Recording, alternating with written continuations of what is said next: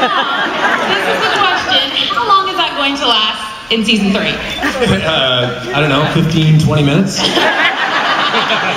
We actually do make mention of the fact, and it is a big story point in season 3, we don't gloss over the fact that there was an earthquake and a siege in consecutive Mays in a major fictional metropolitan place. And we go over that, and that's actually a big focal point for Brandon Routh's character, Ray Parker. And, excuse me, Ray Parker, did I say that right? Ray Palmer. Ray Palmer. Sunday. That's actually, it's a focal point for his character because we talk a lot about the fact that nobody wants to live in Starling City anymore, despite the fact that we have criminals on the run at the beginning of season 3.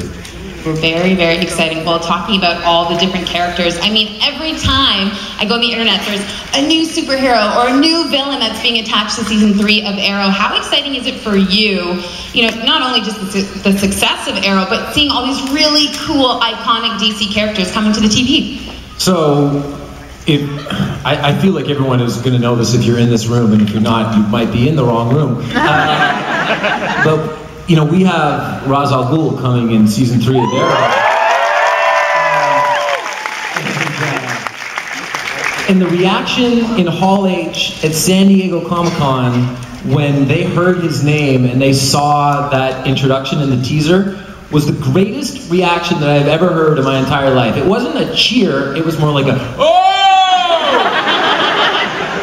And it was really cool. It was like something that you would hear at a sporting event when there was like a huge dunk in traffic or something.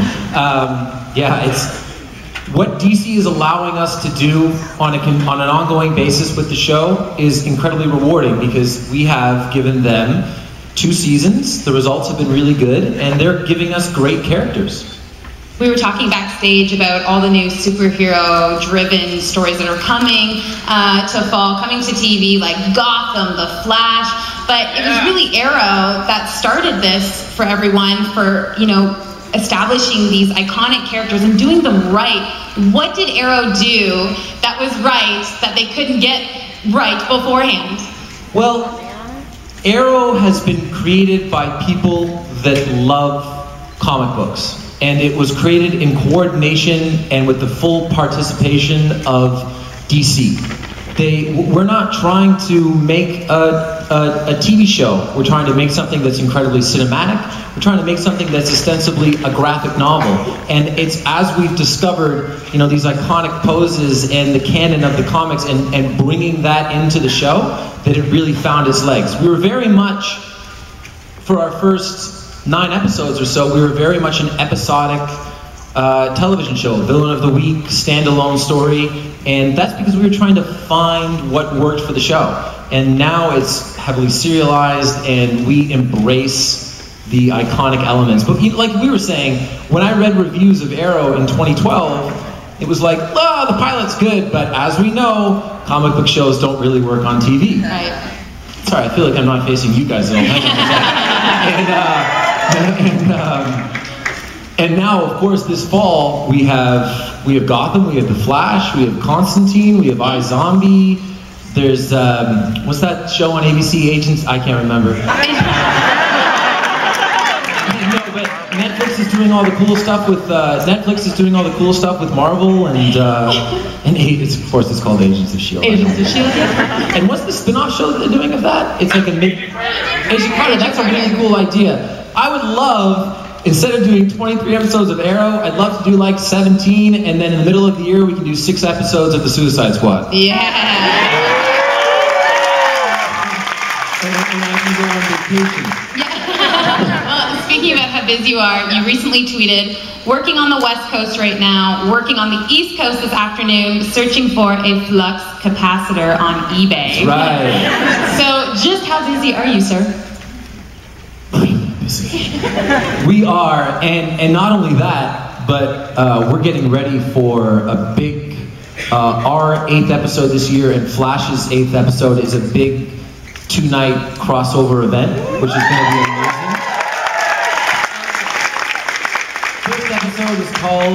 The first episode will be 108 of Flash. It's called Flash versus Arrow. Or Arrow versus Flash, as the case may be. That sounds better. And episode 2 is called Boom Boom Boom Boom. Okay, alright. But to answer your question, sorry. I already shoot 23 episodes of television, and the idea of doing more, whew, I hope everybody enjoys it. Because it's going to be incredibly challenging. Well, we thank you so much for your hard work, because we just love seeing you on TV. Yeah. But before we throw to the crowd, I definitely have to ask about Arrow, and about Oliver and his relationship with Felicity. So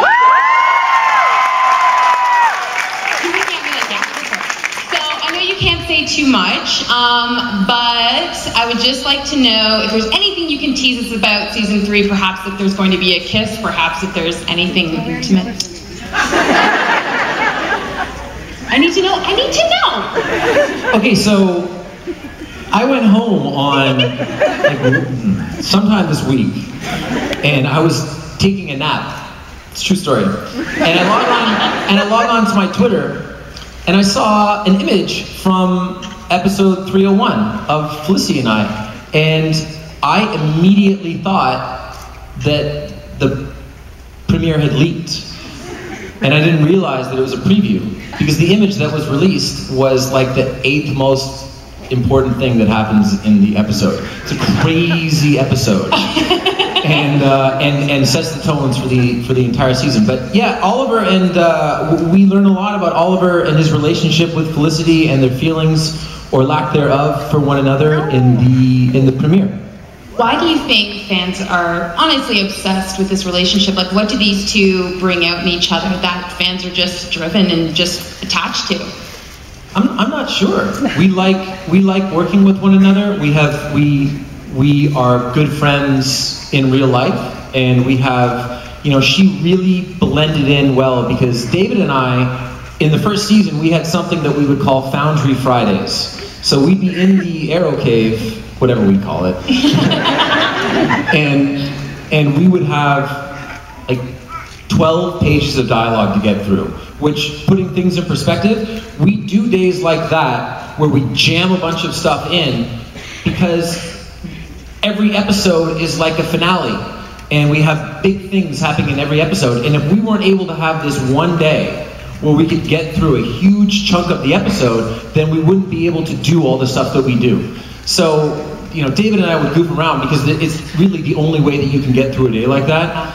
And, you know, when Emily came in, she just slid into that rhythm that we have. And also, especially in the first, call it the first 9-10 episodes of the show, boy, Oliver was a dick, wasn't he? He was just, pardon my language, he was just so sour, and he never smiled, and so it was a really nice reprieve, both, you know, for the character and for me personally, to go and shoot these quick scenes with Emily where I would laugh at her, yeah, and she would be really awkward, and it was such a change of pace for the show that I think everything grew from there.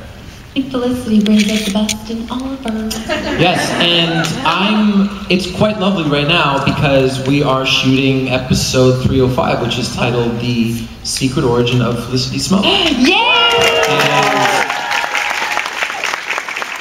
And I have 4 out of 8 days off. Unprecedented. Unprecedented. And honestly, I will say that Charlotte Ross, who is playing Felicity's mother, we shot a scene on Monday morning, and it is the most fun. We had so much fun that I was legitimately worried that the producers were going to be like, this is too much fun, you guys have to reshoot this. Yeah. So exciting. Okay, guys, I know we have, whoa, the lineups are huge. Okay, let's go to Gordon first.